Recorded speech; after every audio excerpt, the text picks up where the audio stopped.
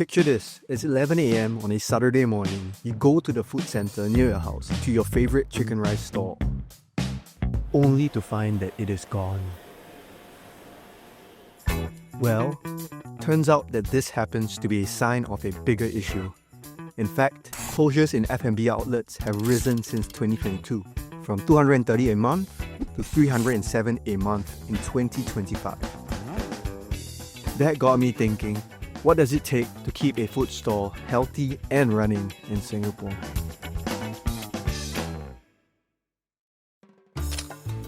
We know that taste and good quality of food is crucial to a food stall's success, but even that alone isn't sufficient. So what other factors affect a food stall's success? To find out about this, I spoke to Kiet, who once operated a food business in 9 coffee shops and 2 cafes around Singapore. I run Mentaya Japanese food for about 5 years. So at the peak, we were at 9 stores and we work at $6 to $9 Japanese food. All my suppliers increased their costing after 2023 GST increase. Our rental is around 20 to 30% increase.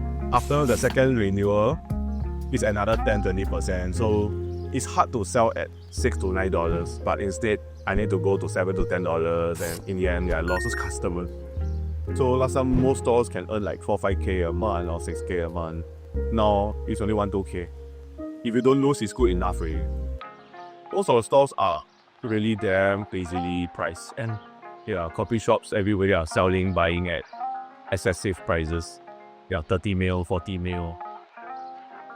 Tender bids for private coffee shop stalls could start at $64,000. This would mean a coffee shop with 8 stalls had a starting rental fee of $8,000 per stall. In order to make profits, landlords would add to the rental fee. So stallholders could be looking at an 8.5K rental fee to start with. If a hawker sells a bowl of noodles at $5 and works 6 days a week, he has to sell 70 bowls of noodles daily to cover monthly rent. And that excludes other costs such as manpower, utilities, and other miscellaneous costs. Yong, who runs McPherson Mincemeat Noodles, is one example of a hawker whose rental has increased significantly as a result of a new landlord taking over. Hey, nice to meet you. Nice to meet you, yeah. They renovate the whole place, then they re-rent all the store back at a much more higher price. Okay, my rental here is around $5,000 per month. But that's excluding removal of wastage, cleaning of tables, collecting of the bowls, everything, the electrical bill and water. Okay, last time I was paying like around $500, but now I'm paying $1,300. Wow. That's a lot. And for the gas, right, wow, that's even worse. Last time I was paying like around $1,000, but now I'm paying like around $2,400 per month for the gas. Last time I met Mr. Rock, you were paying about $4,000, $5,000, and now it's like $9,000. Yeah, wow. Now that the cost increased like nearly twofold, what are some strategies that you implement to deal with this cost?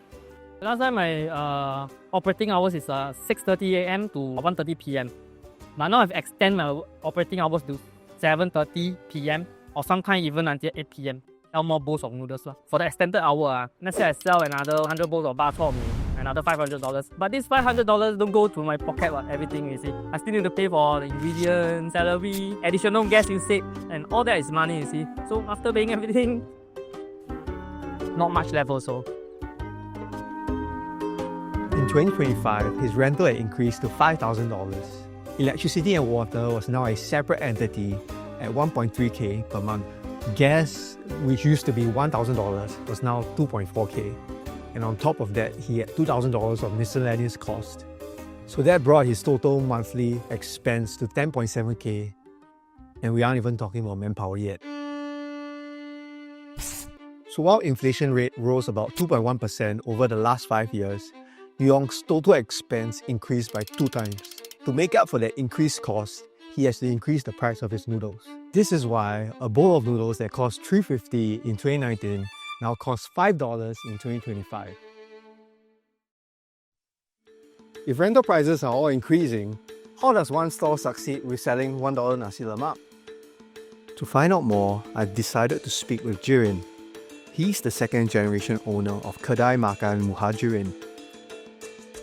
$1 Nasi Lemak is common price for 1987. Toa Payoh community, most of them are elderly. So most of them are unemployed, retiree. So we want to make it affordable.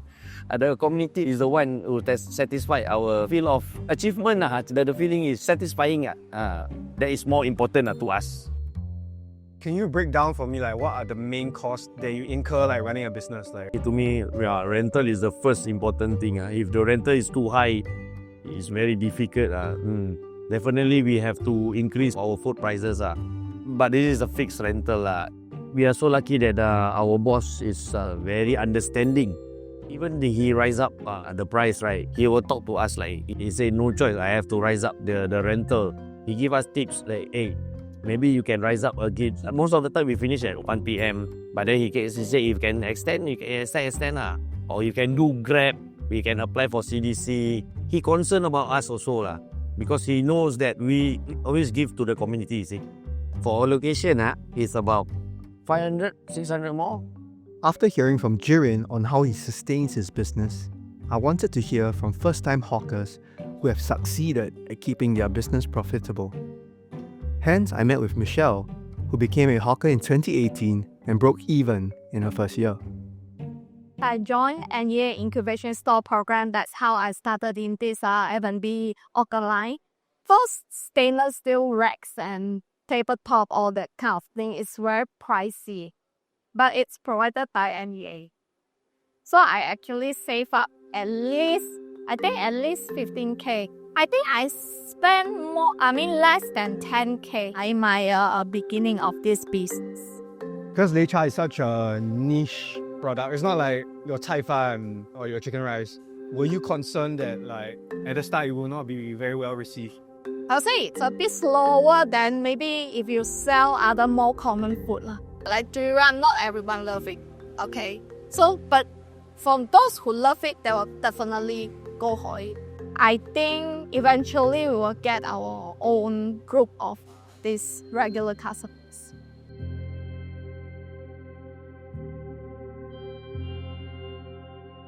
So what separates someone who runs 1 year and close down the business and someone that runs a business for 6 years? If you just want to start from scratch, right? Definitely you must have that quality of the food. My parents also is not the straight away the success. It takes about 1 year, 2 years also. That's why she keep on listening to what customer feedback is. So, today, let's say, salty. Then she adjusts. Every time she adjusts until it 100% says nice. Like that kind of mentality. As a hawker, you're subjected to many unforeseen expense hikes. As a business, you need to brace yourself for such seasons. You've got to devise strategies to save excess capital before the crisis hits. On the flip side, there are hawkers like Michelle and Jirin, whose community-centered approach helped them to gain trust among their stakeholders and succeed as a food business. Succeeding as a food business isn't simply about just having a good food product. That's only step one. I have found that it's about building great rapport with your stakeholders and saving for the rainy days.